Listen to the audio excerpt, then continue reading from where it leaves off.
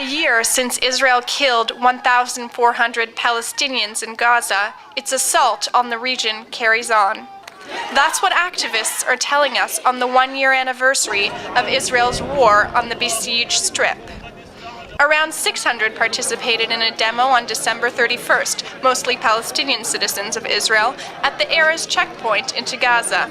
They're calling to end the over 2-year-long siege. The trickle of supplies Israel allows in to keep life just above the brink of collapse is drawing Palestinian-Israeli outrage. هو يهوى الموسيقى الكلاسيكية ويهوى قتل الأطفال في غزة. This is our duty and this is our obligation. And because we are integral part of the Palestinian people, the pain of the people in Gaza is our pain. Their blood is our blood. So it's natural that we are demonstrating after 1 year after the war on Gaza.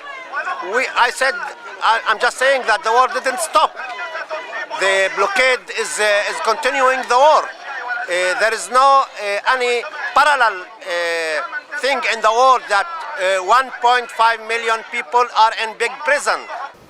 After an international aid convoy was delayed last week, Gazans and international activists clashed with Egyptian border security on both sides of the border, leaving one guard dead. Meanwhile, on December 27th, 16 Israelis from Anarchists Against the Wall were arrested while trying to directly break through the siege into Gaza. Later that week, at a Tel Aviv march for Gaza, we spoke with one of the anarchists, Kobe Snitz. He's a member of Boycott from Within, an internal call for international boycott, divestments, and sanctions against Israel. He teaches mathematics at Haifa's Technion University. Snitz spoke about how Israel is cracking down on both Palestinian and solidarity actions, be it aimed at Gazans or pressuring Egypt to halt international activists from entering the Strip. The Israelis, coordinated with the Egyptians, no doubt, are preventing even the solidarity actions from happening. The level of security on the fence around Gaza is such that the Israelis are willing to shoot to kill even Israeli citizens. They've done that. 3 weeks ago, there was a disturbed person who just ran at the fence, and they shot and let him bleed to death there.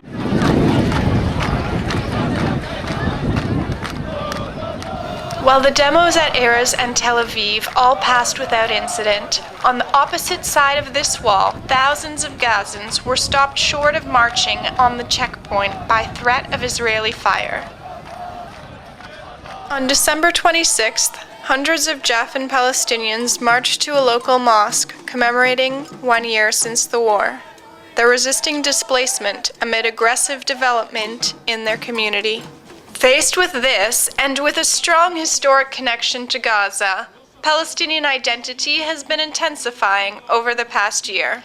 There was a keen awareness of this as we departed on buses to the Erez demo from what some Jaffa residents are calling Gaza Park. Sameh Jabarin is a Palestinian citizen of Israel, recently released from a half-year house arrest for his political actions. He's been central in Jaffa's organizing against the war. During the massacres against Gaza, we have changed the name of one of the big parks in Jaffa city, to Gaza Park. By the way, historically, before the establishment of Israel, it was called the Park of the Gazans, because the merchants and the workers who came from Gaza were gathering there, taking their buses and their taxis from there. So during the massacres in Gaza, we decided, the committee that we have founded to deal with all of the activities against the massacres and the war, we decided that we are changing the name of this park back to its original name. This, for example, is one of the things that we did to show how Jaffa and Gaza are connected. 80% of the people living in Gaza Strip are refugees, and the big part of these refugees are refugees from Jaffa who are still waiting to come back home to their home city, to their homes, which do still exist but inhabited by Zionists. For Deborine, the link between all Palestinian citizens of Israel and Palestinians in Gaza is clear. The situation of the Arab Palestinians inside the so-called Israel is not much different. Israel is following a very, very clear policy since Ben Gurion. They don't want any Arab Palestinian to be here in Palestine. That's the point, that's the policy, and they are doing this tactically in different fronts. Member of Knesset Jamal Zahalka shares similar sentiments. Israel is making, having different policies toward different parts of the Palestinian people. Israel, the Israeli policy is segregation of the Palestinian people. The refugees are outside the homeland. Jerusalem is separated from Gaza and from the West Bank. The West Bank is separated from Gaza, and Palestinian citizens of Israel separated from the other parts of the Palestinian people. The Israeli policy is a policy of separation of the Palestinian people. But how is the situation in Gaza understood and experienced in Tel Aviv these days, and how does that compare to the war last year? It's similar to the war in the sense that the conditions of people in Gaza is just besides the point. No one seems to be concerned with it.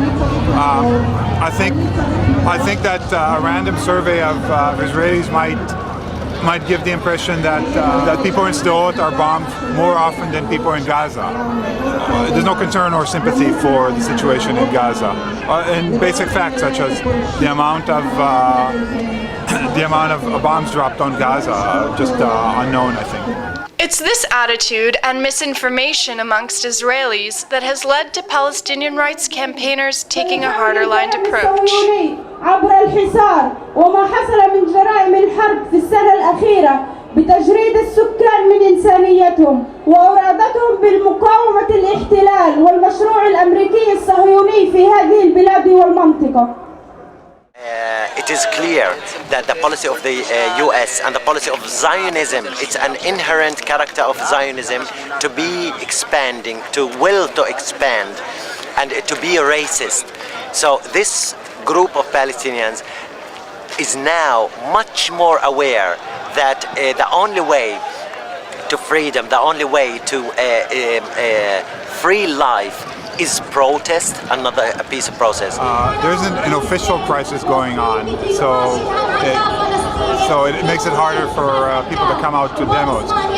And it's an indication of how tight and complete the Israeli control is over Gaza. They have the power to starve Gaza and control it and punish it, all that without there seeming to be a crisis.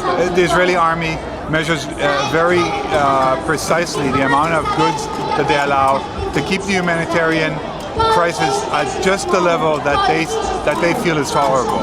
Well, how is crisis understood by people in Tel Aviv?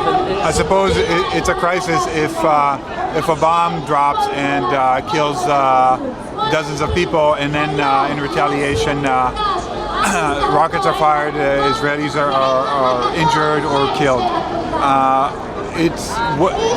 What's interesting is what's not considered a crisis. It's not considered a crisis when it's 40-50% unemployment in Gaza, widespread malnutrition, basic necessities are not available.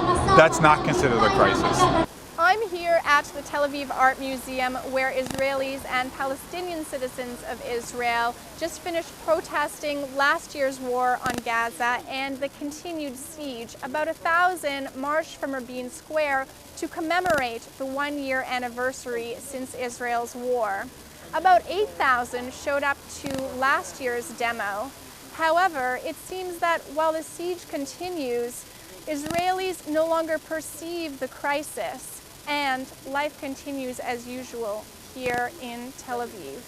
For the Daily Nuisance, I'm Carmel Wolfson.